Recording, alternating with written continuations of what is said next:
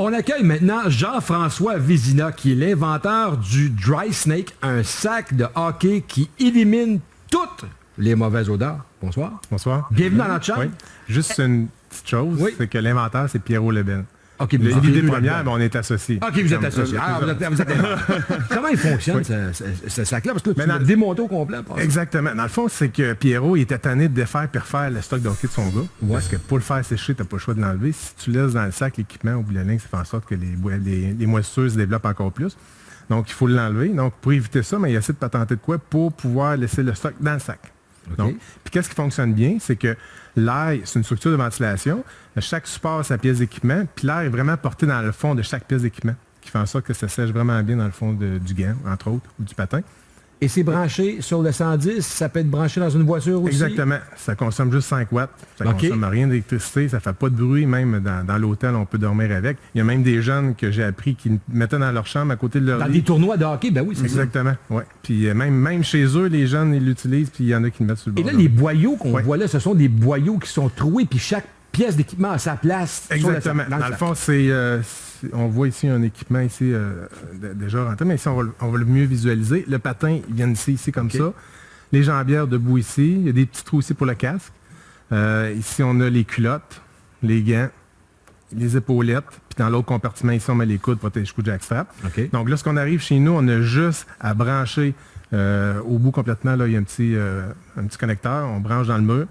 On enlève les combines pour les laver, les gilets puis les bois à part. Tout le restant reste dans le sac, donc ça évite d'oublier des pièces. Souvent, les jeunes oublient des pièces d'équipement à cause qu'ils défont leur stock puis leur fond. Et là, OK, vous le faites sécher, mais comment vous faites que ça sente bon?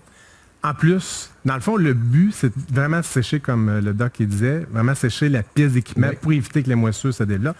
Puis en plus, on a rajouté ici des petites cartouches d'odeur ici, comme ça, ça sent super bon. Là. Même quand tu ouvres le sac, ça sent bon. C'est une cartouche d'huile essentielle, ça sent un coton frais. Donc, ça sent super bon. Puis il y a une molécule, là, en présence du vent, qui est comme libérée pour détruire les mauvaises odeurs. Alors, l'équipement du joueur de hockey sèche à l'intérieur du sac. On arrive à la maison une fois qu'on a retiré les sous-vêtements. Là. Exact. On referme tout ça, on branche ça dans le mur. Et ça prend combien de temps à peu près pour sécher? Ça dépend toujours de l'environnement de la pièce. C'est sûr qu'un environnement sec, ça va prendre moins de temps qu'un environnement humide. Mais en général, ça dure 3-4 heures. C'est super sec. Au bout de 3-4 heures, gants... Même dans le tour, une fois, ça va durer 1h30. Là. Parce que ce sont les jambières, généralement, qui sont très, très collées, très humides. Moi, je dirais que c'est peut-être plus les gants. Les gants, je peux en passer, mais... Puis dépendamment aussi, mon gars, il l'a, parce que j'ai été chanceux. Jean-François, il m'en a procuré. Puis mon gars, il l'a testé. Puis je l'ai testé à la maison. Puis il m'a dit, là, puis 4 heures, là, c'est long. Parce que mon gars, ça sèche beaucoup plus rapidement que ça. Puis l'efficacité de ça est très bonne. Plus de problème d'odeur, tout ça. Là, je me chicane pour différentes affaires. Avant, je me chicanais pour qu'il défasse sa poche. Puis il me déconne à cette heure, mais il a trouvé d'autres choses pour me chicaner avec. Mais ça, c'est plus une source de mes problèmes maintenant. Jean-François, c'est lourd, ça? Non, ça pèse... la structure, elle pèse 4 livres à peu près. Donc, c'est vraiment, on essaie de faire ça au minimum. Un sac ordinaire, ça pèse à roulette, entre 10 et 20 livres, puis les autres à 11 livres et demi. Alors, comment vous avez fait pour, en rajoutant des pièces à l'intérieur pour le faire sécher, que le sac soit plus léger? On l'a fait différent. Dans le fond, souvent, les sacs à roulettes, ils ont comme une base en plastique. Nous autres, on voulait faire comme une vieille poche molle.